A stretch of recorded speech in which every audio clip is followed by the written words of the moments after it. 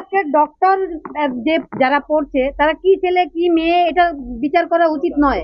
ছেলেরা 12 ঘন্টা মানে মেয়েরা 12 ঘন্টা ডিউটি করবে, ছেলেরা 24 ঘন্টা ডিউটি করবে, এটা তো মেয়েদের আরো ছোট করা হচ্ছে। হ্যাঁ, বৈষম্য, মেয়েদের আরো হেনস্থা করা হচ্ছে।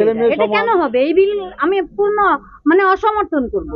এটা ছাত্রদের একটা কথা বলছি প্রথম থেকে, ছাত্ররা গোলাপ ফুল আর নিরস্ত্র হয়ে আজকে গেছিল তাদের দাবিপত্র নিয়ে, এবং যাওয়ার ফলে তারা যে ব্যারিকেডের সামনে পড়েছে এবং 24 ঘন্টা 25 ঘন্টা তাদের রাস্তায় বসিয়ে রাখা হয়েছে, এটা খুব প্রশাসনের থেকে আমাদের কষ্টদায়ক মনে হয়েছে।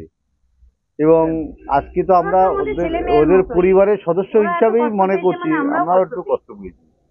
আর গেছিল, এবং তিনি কি করবেন না কি করবেন তাদের দাবিপত্রটা দিতে পেরেছে, তাদের নৈতিক জয় হয়েছে, তাইটাই আমরা মনে করি। নৈতিক জয় কেন বলছি, মানে তারা যে লালবাজার পৌঁছাতে পেরেছে এবং মানে সিপিকে তাদের যে দাবি দেওয়া সেগুলো বলতে পেরেছে, জানাতে পেরেছে, লিখিতভাবে দিয়েছে।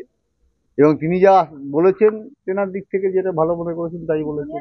না, এটা আমরা কি করে চাইবো বলে বলছি, প্রশাসন দেখছে, আমরা ছাত্রদের সঙ্গে আছি এটা বলতে পারি। সন্দীপ ঘোষের বললাম তো একটা কথা, সেই তো উনি তো দুর্নীতি মামলায়, আর আমার মেয়ে তো দুর্নীতির বলি, কালকে বারবার বলেছি দুর্নীতির বলি হয়েছে। আশা করছি যে দুইজন মিলে দুর্নীতি এবং খুন ধর্ষণের যে মামলার যে বিচার মানে তদন্ত চালাচ্ছে সিবিআই, তার একটা সাকসেস খুব শিগগিরই পাবে, এটাই আশা রাখছি। দুর্নীতিগুলোকে প্রশ্রয় না দিয়ে দুর্নীতিগুলোকে সামনে আনার চেষ্টা করুন। আজকে সন্দীপ ঘোষের বিষয়টা তো 3 বছর ধরে অনেকেই সামনে আনার চেষ্টা করেছিল, কিন্তু আনার হয়নি কেন? এই জবাবটা কে দেবে? এই জবাবটা তো প্রশাসনকেই দিতে হবে। আজকে সন্দীপ ঘোষ যদি এরকম ভাবে দুর্নীতি না করতো, আজকে আমার মেয়েটা তো বলি হয়ে যেত না, আজকে ধারা পৃথিবী ধরে উত্তাল হতো না, আজকে ওনাকে এত চিন্তা করতে হতো না। আজকে যে দেখতে পাচ্ছি কিছু কিছু ডাক্তার, তারা ডাক্তার নয়, তারা দুষ্কৃতী, এবং তাদের তৈরি করা হচ্ছে এইভাবে দুষ্কৃতী হিসাবে।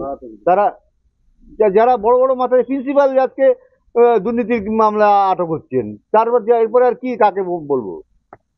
স্বাস্থ্য দপ্তর আজ পর্যন্ত তাকে সাসপেন্ড করতে পারছে কেন? তাকে আড়াল করার চেষ্টা করছে কেন প্রথম দিন থেকে?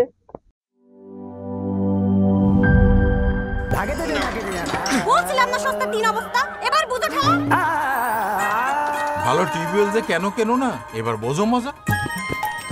আগেই কইছিলাম দেশের আরএফএল টিউবওয়েল নাও। এবার আর ভুল নাই, আরএফএল ছাড়া উপায় নাই। অল্প চাপে বেশি পানির জন্য আরএফএল।